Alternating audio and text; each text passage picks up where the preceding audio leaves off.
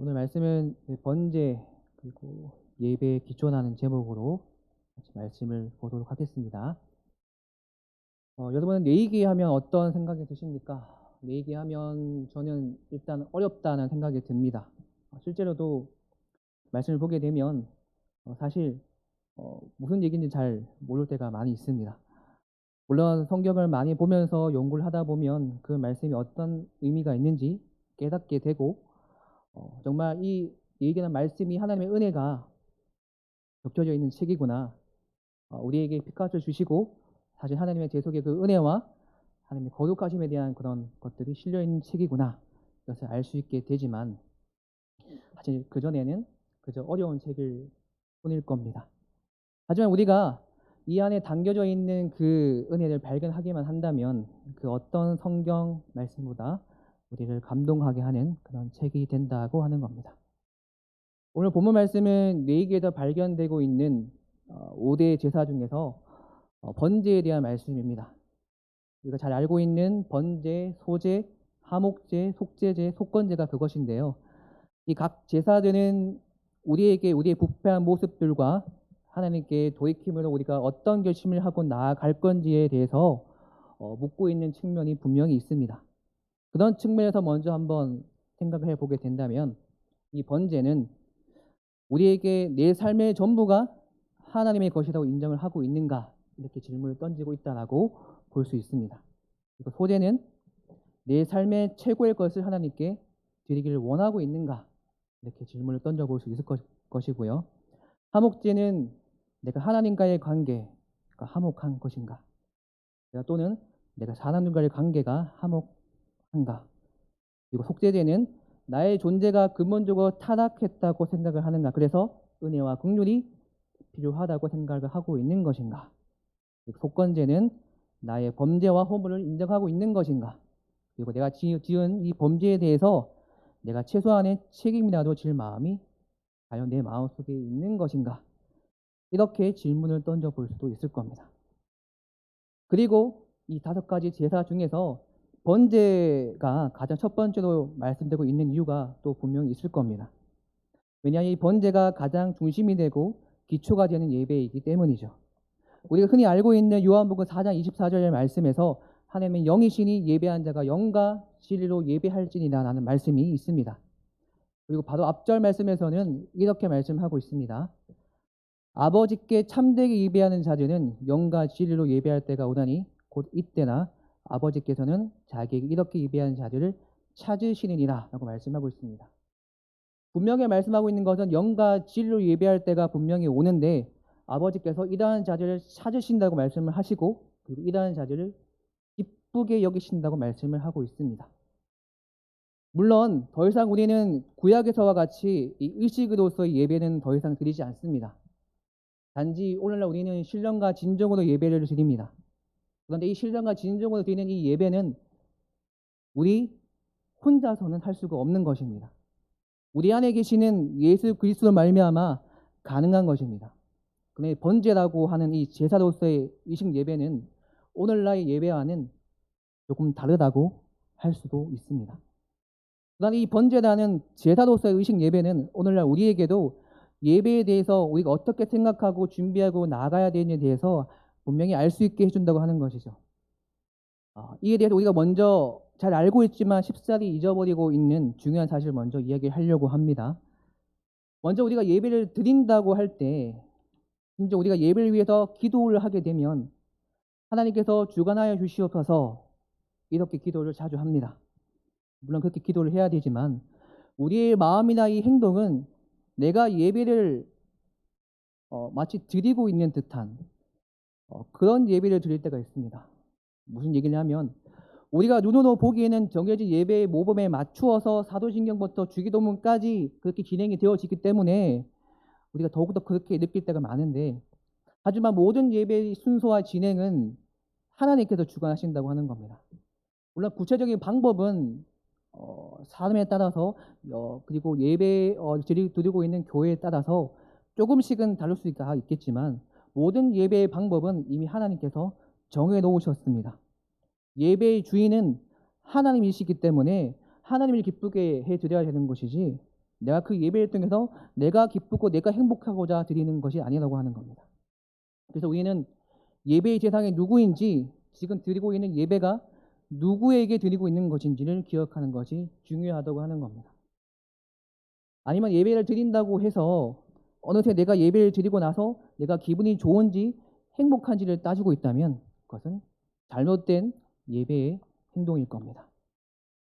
이렇게까지 얘기를 해도 되는지는 잘 모르겠지만 예배의 주인공은 하나님이시기 때문에 우리가 예배를 통해서 우리 기분이 더 좋아지는가 아닌가 하는 문제는 아무나 상관이 없다라는 이야기입니다. 물론 우리가 하나님의 임재하심을 느끼면서 그 하나님을 통해서 충만함을 느낄 수는 있겠지만 우리 개인적인 기분과는 별개의 문제라고 하는 겁니다. 또한 하나님의 마음을 돌이키는 시간도 아니라고 하는 겁니다. 누구든지 나오라고 하는 하나님의 초청에 응답해서 나아가는 것이 예배입니다. 2절 말씀에서는 하나님께서 모세에게 이스라엘 자손에게 말하 이르되 너희 중에 누구든지 여호와께 예물을 드리려거든 가축 중에서 소나 양으로 예물을 드릴지니라라고 말씀하셨습니다. 자, 우리는 누구든지 하나님께 나아가서 예배를 드릴 수가 있습니다. 왜냐하면 하나님께서 우리가 하나님께 나아가는 것을 허락하셨기 때문입니다. 그런데 사실 원래라면 우리는 하나님께 나아갈 수가 없습니다. 왜냐하면 우리 힘으로는 절대로 해결하지 못할 문제가 우리에게 있기 때문이죠. 그 문제는 바로 죄의 문제입니다. 하나님께 나아가려면 이 죄의 문제가 해결되어야 하는데 우리 스스로는 이것을 해결할 수가 없습니다. 그래서 하나님께서는 이 구약 시대 때는 가축 중에서 소나 양으로 예물을 드리게 하였죠. 이것은 하나님께서 도저히 하나님의 임재하심 속에 거할 수 없는 우리들에게 하나님께 나아갈 수 있는 방법을 알려주신 것이었습니다. 그래서 우리는 누구든지 하나님께서 알려주신 방법대로 하게 되면 누구든지 나와서 하나님께 예배를 드릴 수가 있었던 것이죠. 그리고 이것은 남녀노소를 가리지 않고 재산의 많고 적음에 가리지 않고 그렇게 나아갈 수가 있었던 겁니다. 오늘 말씀에서는 하나님께서 제사를 지내는데 하나님께 나아가고자 하는 사람들이면 그 사람의 경제적인 사정과 사회적 지위에 따라서 다양한 동물들을 드릴 수 있도록 조치하셨습니다. 그래서 수입이 많은 사람들에게는 비싼 짐승을 잡아서 제물로 드리게 했고 가난한 사람이면 집 비둘기를 드리거나 산 비둘기를 잡아서 제물로 드리게 하였습니다. 우리가 하나님께 나와 예배를 드릴 때 하나님께서는 내가 얼마나 많이 좋은 것을 하나님께 드리는지 이것을 보시지 않는다고 하는 겁니다. 만약 세상의 기천이나 어떤 가진 바가 기준이 되어서 우리가 예배를 드리게 된다면 우리 교회는 더 이상 교회가 아니라 사회모금기금이나 법인단체와 다를 바가 없는 그런 단체가 되고 말 겁니다. 지금 하나님의 관심은 누가 얼마나 많이 드렸나가 아니라 내가 죄인임을 인정하고 긍휼된 마음으로 주님께 나오는지를 보신다고 하는 겁니다. 실제로 오늘 말씀에서도 각자의 처지나 상황에 따라서 드려지는 제물의 종류는 다르게 드리게 되어 있지만 제물을 다루는 방법 외에는 절차가 동일한 것을 보면 살펴볼 수가 있습니다. 그런데 우리는 늘 예배를 드릴 때 자꾸만 누가 어떤 것을 헌금하는지 무엇을 헌물하는지 그리고 어떤 모양을 하고 있는지 너무 관심이 많습니다. 그렇다면 우리는 어떻게 예배를 드려야 하는 것일까요? 번제는 가장 기본적인 제사로 화제로 드리게 됩니다. 이 번제라는 단어 자체가 제사가 연기 가운데 올라가는 것을 의미합니다. 이 연기라는 말에서 알 수 있듯이 이것은 불로 태우는 것이고 하나님께 드려지는 제사를 의미합니다. 예배는 누구든지 하나님께 나아가고자 하면 막을 수 있는 사람은 아무도 없습니다. 우리가 특정적 세상적 기준에 따라서 사람을 분류할 수도 없고 그런 기준에 의해서 예배 드리는 것을 막을 수도 없습니다. 단적인 예로 담배를 피는 사람은 예배당에 나오면 안 되는 것일까요? 중독되다시피 해서 내가 끊으려고 노력을 하지만 끊기가 힘든 사람이라면 담배를 피기 때문에 교회를 나가지 못한다는 것들은 혹시 잘못된 것은 아닐까요? 조금 위험한 말일 수도 있겠지만 동성애자인 사람이 교회를 나오면 안 되는 것일까요? 물론 불순한 의도가 있어서 나온다면 문제가 있겠지만 그것이 잘못임을 알고 바꾸고자 노력하는 사람이라면 단지 동성애자라는 이유로 교회에 나오지 못하도록 맞는 것일까요? 그렇지 않습니다. 하나님께 드려지는 제사는 누구든지 나와 예배를 드릴 수 있는 것처럼 하나님께 드려지는 이 예배는 누구든지 나올 수 있습니다. 이렇게 중요한 건 제물을 태우는 것인데 제물을 태우되 완전하게 태워야 된다고 하는 겁니다. 왜냐하면 짐승은 도덕적으로 혹은 육체적으로 흠이 있는 예배를 대신해서 드려져야 했기 때문에 완전한 것이어야 했기 때문입니다. 우리가 한 번쯤 생각해 보아야 할 것은 그렇다면 흠이 없는 것이 과연 어떠한 것인가 하는 겁니다. 신명기 15장 21절 말씀이 이렇게 말씀하고 있습니다. 그러나 그 짐승이 흠이 있어서 절거나 눈이 멀었거나 무슨 흠이 있으면 네 하나님 여호와께 잡아들이지 못할지라고 말씀을 하고 있고요. 레위기 22장 22절 말씀에서는 너희 눈먼 것이나 상한 것이나 지체에 배임을 당한 것이나 종기 있는 것이나 습진이 있는 것이나 비두먹은 것을 여호와께 드리지 말며 이런 것들은 제단 위에 화제물로 여호와께 드리지 말라라고 말씀하고 있습니다. 그러니까 그 육신이 원래 지어진 대로 손상이 전혀 없어야 되고 기능도 정상적으로 작동을 해야 되고 여러 가지 질병도 없는 건강한 상태, 그 상태나야 흠이 없는 것이다 라고 하는 겁니다. 다시 말하자면 시장에 갖다 내다 팔아도 상품 가치가 아주 높은 세상에 품질되어야 한다고 하는 겁니다. 그래야 하나님께 바쳐질 자격이 있는 짐승이 된다고 하는 것이죠. 그런데 이 세상의 상태를 유지하려면 얼마나 각고의 노력이 필요하겠습니까? 얼마나 특별한 주의를 기울여서 그 짐승을 길러야 하겠습니까? 그런데 하나님은 죽어야 할 이 제물에 이런 세상의 품질인 흠이 없는 것을 요구하고 계시다고 하는 겁니다. 한번 생각해 보십시오. 여러분이 정말로 이러한 과정을 다 거쳐서 키운 짐승이라면 굉장히 아까운 생각이 들 수밖에 없을 겁니다. 흡이 없게 키우기 위해서 노력한 그 과정들과 이 흡이 없게 키운 이 짐승을 팔게 됨으로 인해서 얻게 된 이득을 생각해 보게 되면 아까워서라도 하나님께 드려질 수가 없는 것이죠. 그렇기 때문에 이러한 종류의 동물을 즐겨 드린다고 하는 것들은 어떻게 보면 진정한 희생이다라고 얘기할 수가 있을 겁니다. 하나님께 내가 드리는 그 예배가 연락된다고 하는 것들이 바로 이러한 의미가 있는 것입니다. 단지 우리가 그저 예배를 구경하는 자로 있어서는 도달할 수가 없는 영역인 것이죠. 예배자가 자신이 애지중지 키운 그 재물을 해막 앞까지 가져오게 되면 예배자는 그 동물을 머리 위에 손을 얹고 안수를 하게 됩니다. 재물에 대해서 안수를 하는 것 자체가 속죄의식이 되는데요. 내가 받아 마땅할 이 죄에 대한 그 벌을 내가 방금 안수한 이 희생 동물들에게 죄책을 옮겨 씌워졌다고 하는 겁니다. 오늘날에는 이러한 것을 세례나는 성례절을 통해서 행하게 됩니다. 그리스도께서 우리 죄를 위해서 십자가에 달려 돌아가시면서 우리의 죄도 가진 그 은혜가 우리를 하나님과 화목하게 하여서 혹은 화해하게 만들어서 하나님의 진노하심을 알게 하고 두려워하게 만들고 오직 그리스도 안에서 죄의 용서를 구하게 되는 그런 것입니다. 그런데 우리는 여기서 한 단계 더 나아가야 된다고 하는 겁니다. 오늘 5절과 6절 말씀에서는 우리 예배자가 추가적으로 해야 될 것이 나오고 있는데요. 5절 말씀에서는 우리에게 재물을 잡을 것을 이야기하고 있고 6절 말씀에서는 재물의 가죽을 벗기고 각을 뜬다라고 말씀하고 있습니다. 우리가 흠이 없는 재물을 준비하는 것이 미리 예배를 준비하는 것을 의미한다고 보여지는데 그렇다면 이 5절과 6절 말씀은 우리 예배자가 예배를 주도적으로 준비해야 된다는 것을 의미합니다. 우리가 매일 주일마다 예배를 드리는데요. 주일 예배를 준비하는 그 모습은 어떻습니까? 한번 다양하게 예배를 준비할 겁니다.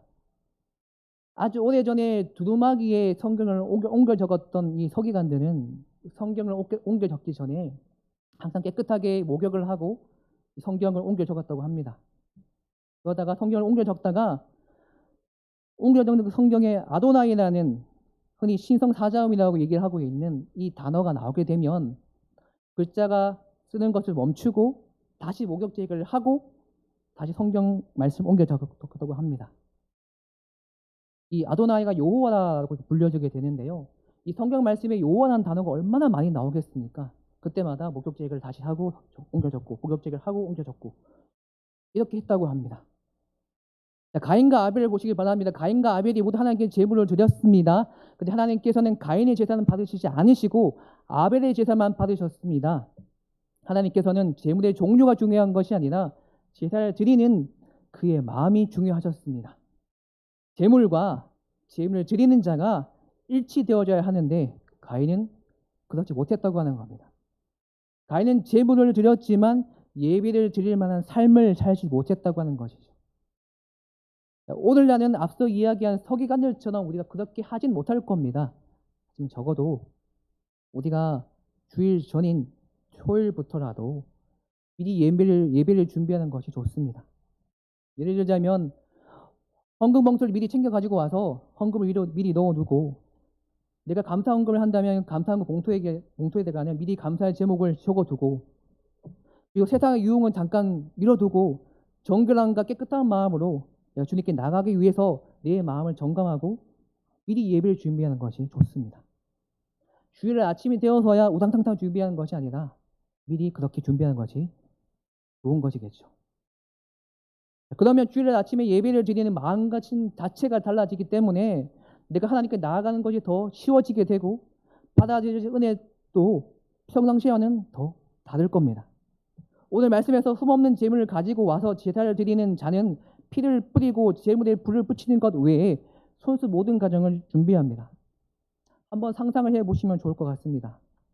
흠이 없이 키우기 위해서 아주 오래전부터 애지중지 키워왔던 그 소를 제단에 가지고 와서 그 소의 머리에 내가 손을 대고 있고, 내가 보고 있고 잡고 있는 바로 그 현장에서 그 소의 머리가 베어지고 땅바닥에 엎혀지게 됩니다. 그리고 그 흘러내리는 피를 내 눈 바로 앞에서 보게 되는 것이죠. 그리고 내가 직접 가죽을 벗기고 각을 뜹니다. 이것은 현장감이 있는 예배이자 또한 나를 하나님께 드리며 나아가는 겸손과 준비의 장입니다. 당연히 네 눈앞에서 이 모든 것을 보게 된다면 이 예배에 몰입할 수밖에 없을 겁니다. 그리고 예배를 드리는 당사자는 나를 대신해서 주고 있는 그 제물과 뿌려지는 피를 보면서 지금 저 제단 위에 있는 것이 지금 저 동물이 아니라 짐승이 아니라 나여야 하고, 저 소가 흘리는 그 피는 나의 피여야 하는구나. 저 소가 죽을 것이 아니라 나의 죄 때문에 나의 몸이 죽었어야 하는구나. 이것을 느끼게 될 것입니다. 또 한 가지 명심할 것은 1장 2절 말씀에서 말씀하시는 바로 예물을 드리는 것인데요. 제물을 가져왔지만 그 제물이 예물이 되어져야 한다고 하는 겁니다. 예물을 고르반이라고 하는데, 이제는 하나님의 임재가 계신 곳에 가까이 있는 것을 의미합니다. 즉 우리가 예물을 드린다고 하는 것이 하나님 앞에 나아갈 수 있게 만드는 그런 것이라고 하는 것이죠. 즉 하나님 계신 곳에 가장 가까이 나가는 것이 제사의 목적이었던 겁니다. 이 제물이 예물이 되었을 때 하나님께 가까이 다가갈 수 있는 준비가 되는 것이고, 이것이 태워져서 하나님께 올라가는 겁니다. 연기가 올라가는 것, 그리고 이 연기와 구름은 하나님의 인재와 영광을 상징하죠. 하나님께 예배를 드렸더니 하나님의 영광을 그 자리에 내려주신 겁니다. 앞서서 많은 이야기를 했지만 사실 우리의 예배 현장에 사실 우리가 더할 것은 없습니다. 우리가 받게 되는 은혜는 서로 주고받는 은혜가 아니라 하나님께서 자신의 백성들에게 주시는 일방적인 은혜이기 때문입니다. 그럼에도 하나님은 우리가 적극적으로 예배에 참여해서 보는 예배나 내가 드리는 예배가 아니라 하나님께서 주체가 되어서 하나님께서 받으시는 그리고 드려진 예배가 되게 하십니다. 그렇게 될 때 내가 하나님께 예배를 드렸다라고 말할 수가 있을 겁니다. 이러한 가정은 우리 육적인 모습으로는 할 수가 없는 모습들입니다. 철저히 우리를 쓰러뜨려서 철저하게 순종하게 만들고 하나님께 은혜를 구하는 것 외에는 그것이 가능한 방법이 없습니다. 로마서 12장 1절 말씀에 이렇게 말씀하고 있습니다. 그러므로 형제들아 내가 하나님의 모든 자비하심으로 너희를 권하노니 너희의 몸을 하나님이 기뻐하시는 거룩한 산 제물로 드리라. 이는 너희가 드릴 영적 예배리라 라고 말씀하셨습니다. 우리는 자신을 하나님께 내어주심으로 기꺼이 희생 제물이 되어주신 것처럼 우리 역시도 하나님께서 기뻐하시는 거룩한 산 제물이 되어야 합니다. 이것이 그리스도인으로서 살아가는 우리들에게 있어서 최고의 가치이고 하나님께서 우리를 보고 기뻐하시는 일이 됩니다. 오늘날 교회는 많고 교인들도 많습니다. 점차 교세가 약해지고 있고 교인의 숫자가 줄고 있다고 얘기를 하고 있지만 여전히 우리는 다수에 속한 힘 있는 쪽입니다.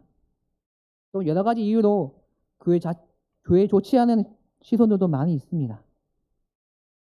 목사님을 비롯해서 모든 성도들이 다시 한 번 더 나의 예배 모습을 돌아보는 것이 필요한 것 같습니다.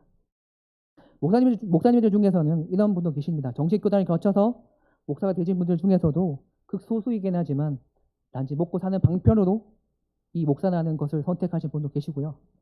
단지 성도분들 중에서는 내가 이 이력서에 내가 종교란에 한 줄 채울 목적으로 교회를 다니기 시작한 분들도 생각으로 많습니다. 오늘날은 주의 백성들이 양산되어져 가는 경향도 보이고 있습니다. 이럴 때일수록 우리는 내가 드리고 있는 그 예배가 정말로 잘 준비되어 있는지, 하나님의 임재를 내가 정말 사모하고 있는지, 하나님의 거룩하심을 내가 정말로 갈망하고 있는지, 내가 예수 그리스도의 고난을 통해 얻게 된 그 나의 백성이라는 이름을 내가 감사하며 인지하고 살고 있는지를 살펴보아야 합니다. 참으로 주 예수 그리스도의 보혈의 피만이 우리를 자유롭게 만들고 하나님께 나아가게 합니다. 우리가 주님께 연락되게 하시고 예배자의 삶을 살아가는 저희들이 되게 하여 주시옵소서. 그렇게 기도하는 저희들이 되기를 간절히 기도합니다. 기도하겠습니다. 하나님 아버지 감사합니다. 오늘 저희도 하여금 말씀을 듣게 하셨습니다. 늘 우리는 나의 공로를 자랑하거나 책임을 누군가에게 미루는데 너무나 익숙합니다. 그러나 모든 것이 다 하나님께 하셨음을 우리는 압니다. 지금의 어려움도 나의 죄악과 받지 못하는 때문임을 또한 고백을 합니다. 또한 감사한 것은 더 이상 우리가 구약의 제사 의식으로서의 그 예배가 아니라 신령과 진정으로 예배할 수 있게 만들어 주신 감사합니다. 늘 나의 신앙과 삶을 돌아보게 하시고 내가 정말로 예배자로 삶을 살고 있는 것인지 돌아보게 하시고 내가 그 하루하루를 귀하게 여기며 살아갈 수 있도록 인도하여 주시옵소서. 그리하여서 우리가 정말로 하나님께 기뻐하시는 그런 삶, 예배자로서의 그런 삶을 끝까지 포기하지 않고 끝까지 그것을 유지하며 나아갈 수 있는 고독한 자리에 다 될 수 있도록 우리를 인도하여 주시옵소서. 감사합니다. 예수님 이름으로 기도드렸습니다. 아멘.